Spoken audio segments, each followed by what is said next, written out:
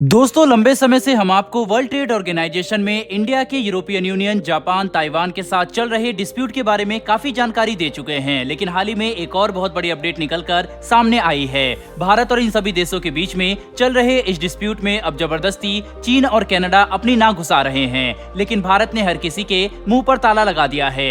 इस नई अपडेट के बारे में हम आपको आज की इस खास वीडियो में विस्तार से बताने वाले हैं। वर्ल्ड अफेयर से जुड़ी इस दिलचस्प खबर को पूरा समझने के लिए हमारे इस वीडियो को लास्ट तक जरूर देखें, साथ ही साथ चैनल को सब्सक्राइब करना आप बिल्कुल भी ना भूलिएगा। हाल ही में चाइना और कनाडा इस डिस्प्यूट में एक नए नाम बनकर उभरे हैं। एक तरफ चीन भारत के एपीलेट बॉडी में दर्ज की गई याचिका को स्वीकार कर रहा है, तो वहीं कनाडा एक नए तरीके का सुझाव लेकर आया है, जिसे मानने से भारत ने इनकार कर दिया है। इतना ही नहीं, जापान ने भी भारत के खिलाफ एक ऐसा स्टेटमेंट दिया है जो भारत और जापान के रिश्तों को खराब करने में भारी योगदान देगा। इस नए अपडेट को समझने के पहले चलिए उस एग्रीमेंट के बारे में थोड़ा विस्तार से जानते हैं, जिस वजह से भारत और यूरोपियन यूनियन समेत ताइवान और जापान के बीच में यह महाभारत छिड़ी हुई है। उसके बाद जानेंगे कनाडा द्वारा दिए गए उस नए सजेशन के बारे में जिसके खिलाफ भारत है। दोस्तों, 25 मार्च 1997 को भारत ने एग्रीमेंट साइन किया था, जिसका नाम था IT टैरिफ एग्रीमेंट, जिसमें लिखा हुआ था कि computer, telecom equipment, semiconductor, scientific instrument, इस तरह के जो भी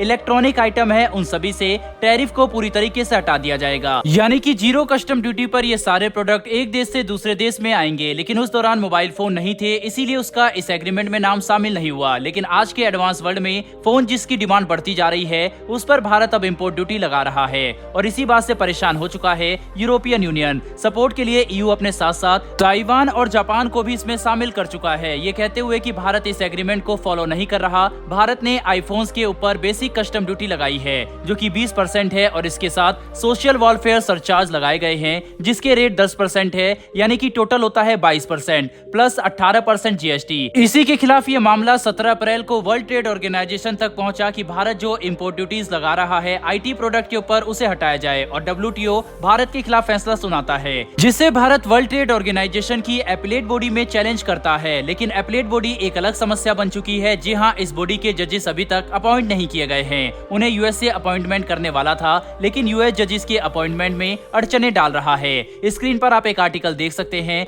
जिसमें साफ साफ लिखा है कि जापान ने भारत से कहा है कि वह वर्ल्ड ट्रेड ऑर्गेनाइजेशन की एपीलेट बॉडी में जो याचिका दर्ज करा चुका है उसे वापस ले ले, क्योंकि भारत जो कर रहा है वह पूरी तरीके से गलत है। भारत की इस याचिका की वजह से और साथ ही साथ अनफेयर टैरिफ इंपोर्ट की वजह से फॉरेन फर्म्स के ऊपर एक फाइनेंशियल बर्डन आ रहा है, जो कि गलत है, और साथ ही साथ जितने भी इंडियन कंज्यूमर है उनके एक्सेस को भारत लिमिटेड कर रहा है, जो कि इन कंपनियों द्वारा भारत के कंज्यूमर तक पहुंचाए जा रहे हैं। अगर यही सब चलता रहा तो भारत तक हाईटेक प्रोडक्ट नहीं पहुंच पाएंगे। भारत ने जापान के इस बात को पूरी तरीके से नकार दिया, और वह भी अपनी कस्टम ड्यूटी वाले बयान पर अड़ा हुआ है, जिसके बाद अब चाइना इस मामले में कूद पड़ा है, और साथ ही साथ कनाडा भी। हालांकि चाइना ने तो पैनल रिपोर्ट का स्वागत किया है, लेकिन EU के साथ मिलकर कनाडा ने यह बयान दिया है कि फिलहाल WTO की एपीलेट बॉडी है पूरी तरीके से खाली पड़ी हुई है, तो आप इस WTO के डिस्प्यूट को सुलझाने के लिए अल्टरनेटिव सिस्टम का सहारा लीजिए, जिसे multi party interim appeal arbitration arrangement के नाम से जाना जाता है, ताकि ये डिस्प्यूट सॉल्व हो। साथ ही साथ उसने ये भी कहा है कि इस वक्त भारत जो भी अपील WTO की एपीलेट बॉडी में कर रहा है